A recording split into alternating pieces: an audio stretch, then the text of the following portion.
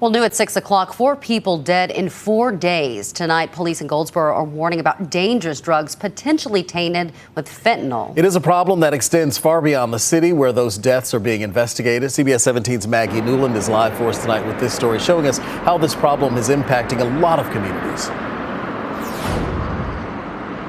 Rod and Angela, in just a few weeks, families who've lost loved ones to fentanyl will gather here outside the legislative building to tell lawmakers about the thousands of deaths this has caused in our state.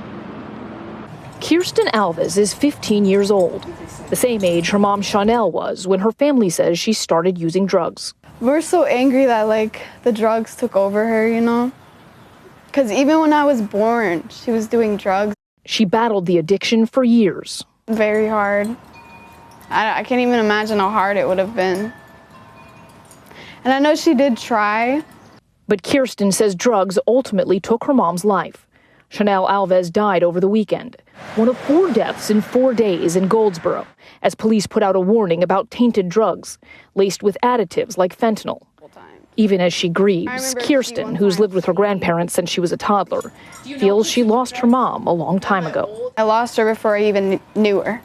Sure, she was clean a few times. I think she was clean once for maybe 3 years, and it was really good, and then she just fell. Fentanyl does not discriminate.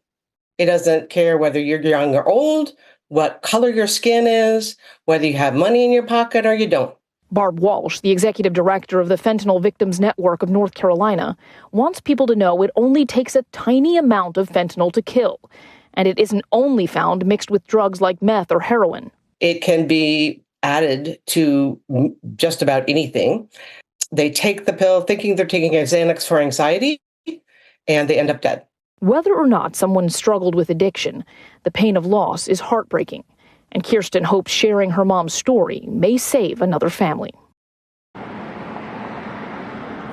advocates do emphasize that not everyone who dies from fentanyl has struggled with addiction. They will be here at the legislative building on May 1st for that day of awareness. Maggie, what do they hope to accomplish at the legislature? Well, Angela, they say one of their top priorities is getting Narcan or naloxone into every school in North Carolina. That can reverse an opioid overdose. All right. Maggie Newland live for us tonight. Maggie, thanks so much. We appreciate it.